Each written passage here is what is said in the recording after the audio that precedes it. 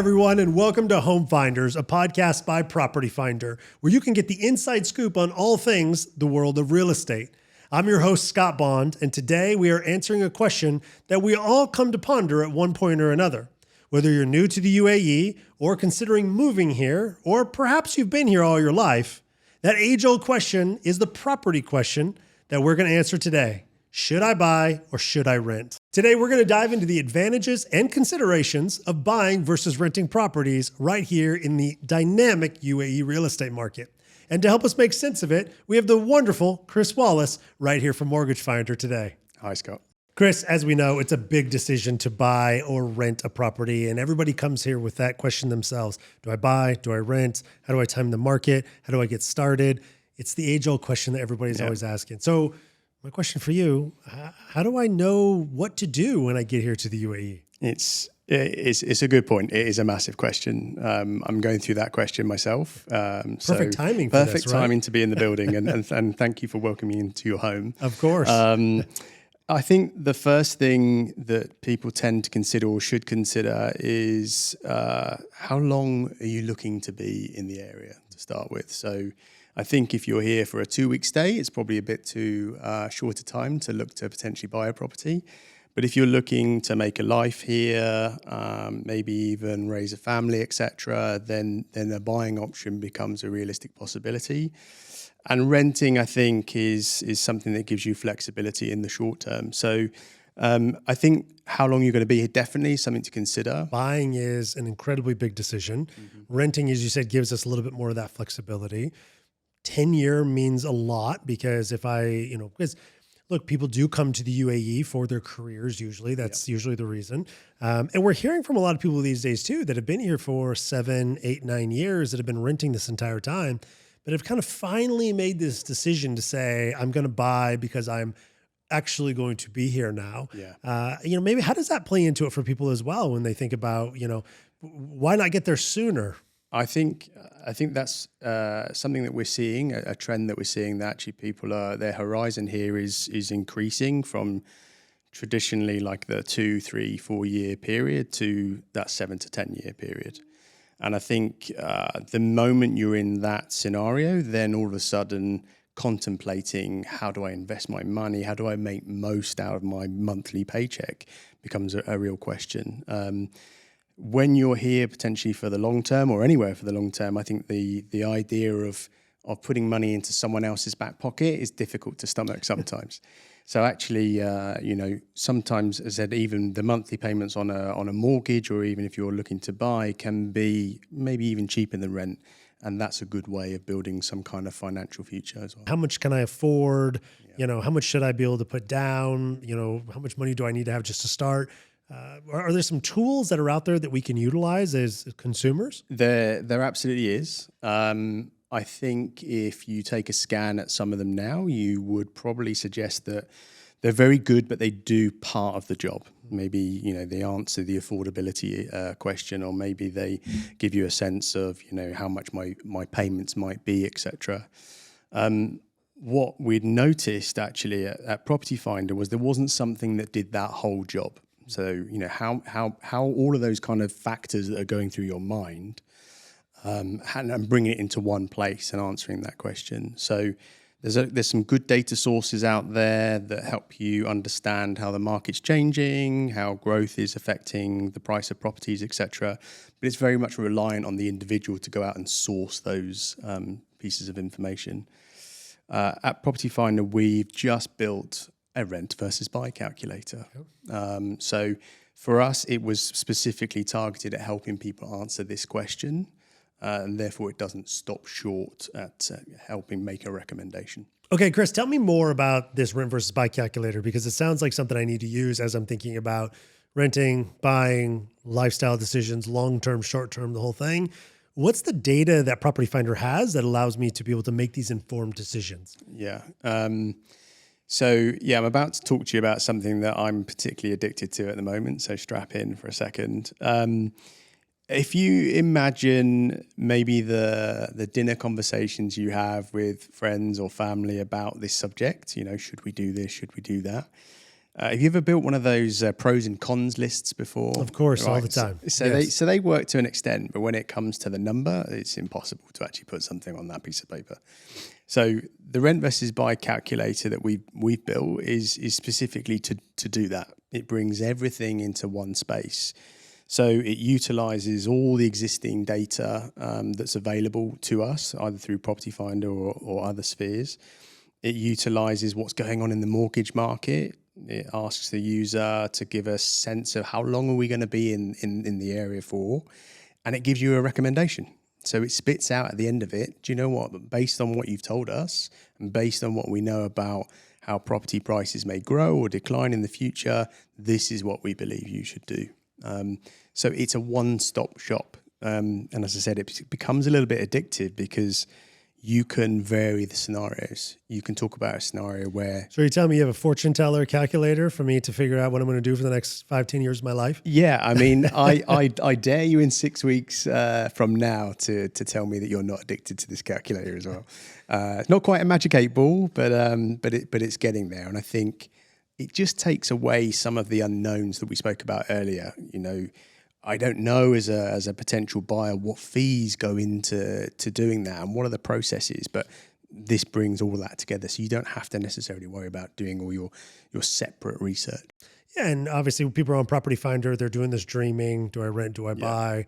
I find these amazing communities. And then, you know, using Mortgage Finder, I assume, you know, we've got that natural tie. You can talk to a mortgage advisor. Yeah. And then this rent versus buy calculator allows me to be able to kind of make some decisions on my own, maybe before getting too deep in the journey as well, because it's overwhelming, right? Like this is an overwhelming kind of scary process for people when they're thinking about just the home journey. So I can come to Property Finder. I can use these tools, obviously, to help me decide.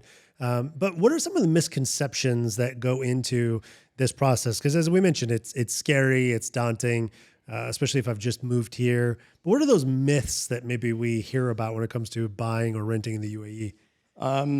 I think there's a combination of some myths, and then there are some just falsehoods and lack of understanding. So let me tell you a story. So we started noticing recently that the same users coming onto the Property Finder site were searching for rental properties and also properties to buy. So that gave us a sense that there was some kind of like difficult decision to be made. So we spoke to some of these people, and very quickly we learned that they were making the decision on the basis of what they didn't know as opposed to what they did know. So there was this, I don't know enough information about this and therefore I'm not going to buy. I'm going to continue to rent. I feel more comfortable in this space. And then some of the misconceptions that come with that were that actually also the market can be really volatile here and prices can fluctuate. And I don't know if I want to be in a buying situation when that happens. But then you then also have to factor in that that's not just for buying, that's for renting as well. Sure. You know, we're seeing a lot of change in that space. So I think that's probably one of them, that there seems to be the higher risk in people's minds around buying than there is in renting. And actually it's a pretty similar situation there. I think the thing that, not necessarily a misconception, but people forget is you can always sell the property as well. So when people contemplate a buying decision, they're thinking about the cost that's going into it, and they're comparing that against the cost that would go into a rental decision. But they're not necessarily thinking a little bit further down the line, and actually that property might appreciate in price and I can sell it. My dad once said to me some years ago, I don't care to think about how long, that decisions aren't prison sentences. You know, buying a property is not a prison sentence. You can sell it at the end, and very often people are making those decisions for investment reasons as well. So I would say it's there's a problem with a lack of information in the industry around some of the processes of buying, but also, that people aren't maybe thinking that long term. Yeah, and perhaps some advice we can give to people as well is come to Property Finder, find a super agent. That's a great way for them to help bust some of these myths that might be out there, because we have those resources for them. Of course, our blog as well, the rent versus buy calculator. So there's tools out there to help people, but obviously, just finding those tools sometimes is a starting process, but once they maybe get through that and do some of that education, then, buying all of a sudden isn't as scary. Absolutely. I think once people have that information at hand, then it doesn't just become less scary, it actually becomes quite clearly the favorable decision. Sure.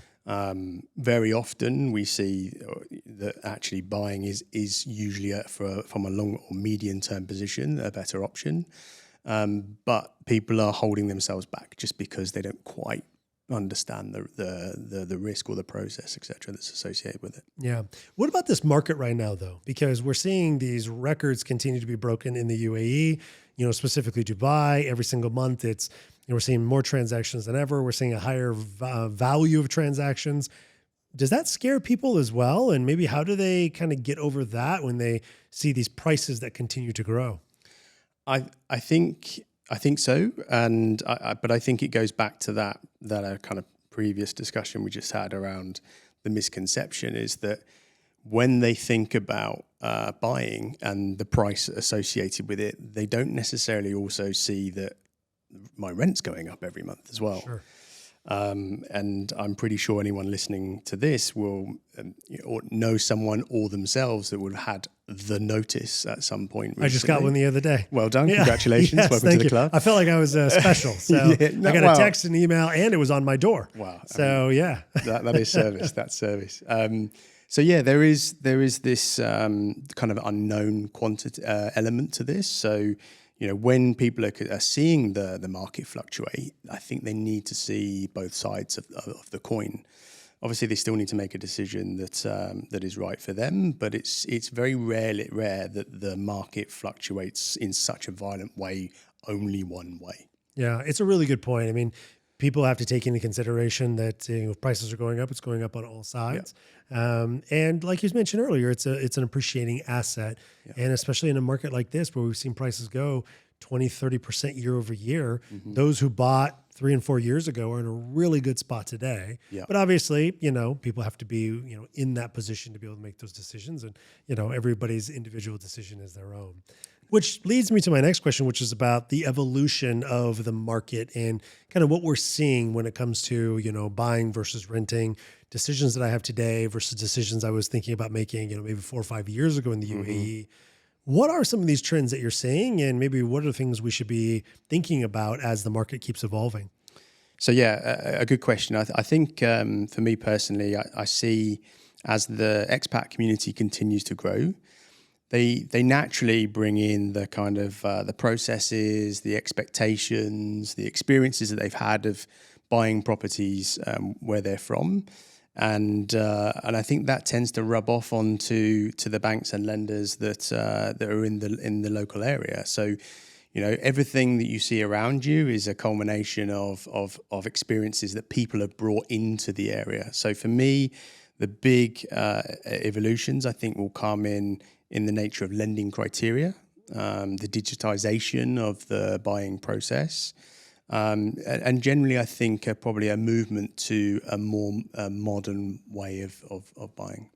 Amazing. So before we wrap up, and I'm going to wrap up so I can go use the rent versus buy calculator right now, of course, because I need to understand what's happening for the next couple of years. Good. But before we wrap up, I want to ask you, what is the one question that people have when it comes to buying and selling? The one question they always go back to that causes them to be confused to say, do I rent? Do I buy? What do I do? What is that one thing everybody is thinking about? I think what we've seen, I'm going to cop out here and give you 2 scenarios. So they always focus on the down payment. So this is the thing that I think generally... How much money do I need to put down out of my pocket? Exactly. Which is a big number and scary. It's a big number, and also that it's not just that number. There are fees to actually purchase a property that are associated. So it's your down payment plus these things as well. The question that they then ask is, where's that going to come from? So obviously, this calculator is not going to tell you where to come from. But if you're in a situation where you're specifically making a decision about how to invest your personal capital, then that becomes slightly more obvious and a better way of maybe making an investment for the future. Yeah. So hopefully future rent versus buy calculators will also say, they'll have a treasure map with them to help me go find this money somewhere as well for me to go buy with. Yeah, Can we treasure add map. that in? Yeah, it's on the backlog. Okay, perfect. Yeah. Excellent. All right. Well, Chris, I just want to say thank you so much for being here. We really appreciate your time.